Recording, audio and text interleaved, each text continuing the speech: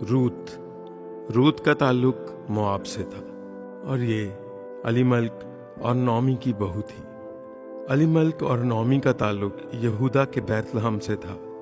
जब वहाँ काल पड़ा तो उस वक्त अलीमल्क अपने घराने यानी नौमी और अपने दोनों बेटों को अपने साथ लेकर मोआब के मुल्क में चला गया और अलीमल्क मोआब में वफात पा गया। उनके बेटों ने मोआबी औरतों से ब्याह किया और उसके बाद वो भी मोआब के मुल्क में ही मर गए। नौमी ने वापस अपने मुल्क जाने का फैसला किया और अपने बेटों की दोनों बीवियों से कहा कि तुम अपने मेके चली जाओ, क्योंकि अब मेरे कोई औलाद नहीं।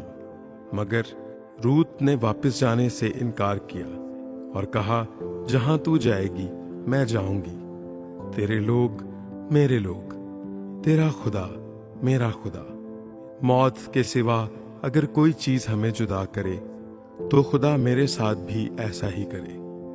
यूं रूत अपनी सास नौमी के साथ बैतलहम चली गई, मगर ओरफा जो नौमी की दूसरी बहू थी वो मोआब में ही रह गई। रूत ने बैतलहम जाकर एक शख्स बोएज के खेत में बालें चुनने का काम किया। वो शख्स उसके ससुर अलीमल्क का रिश्तेदार था।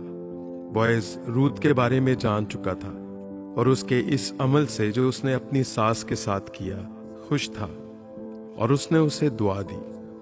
रूत की सास नौमी अब ये चाहती थी कि रूत का ब्याह कर दिया जाए, मगर रूत की शादी उसके शौहर के किसी करीबी रिश्तेदार से की जा सकती थी। बोएज उनका रिश्तेदार था और ये बात उसकी सास जानती थी। रूत ने अपनी सास के कहने पर बोएज से शादी की बात की और जैसा नौमी ने उसे सिखाया था उसने वैसा ही किया।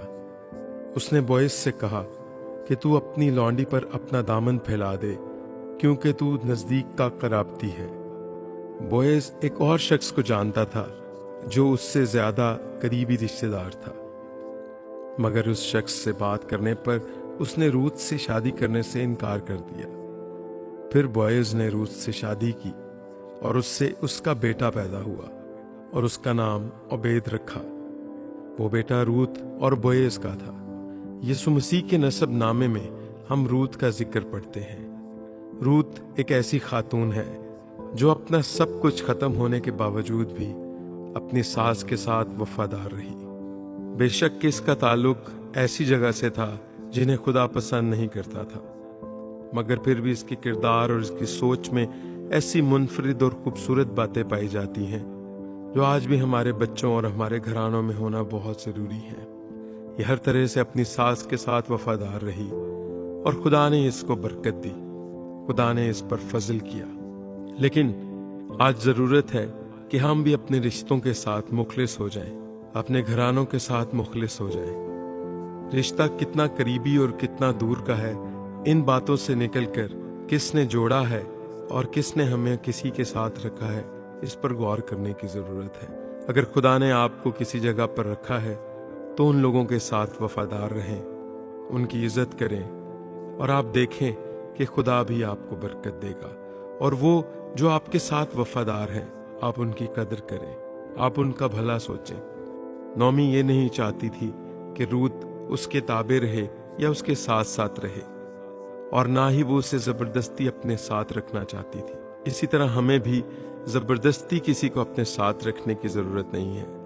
अगर कोई हमसे प्यार करता है, हमारी इज्जत करता है, वो ज़रूर हमारे साथ रहेगा और खुदा उसको इसका अजर देगा।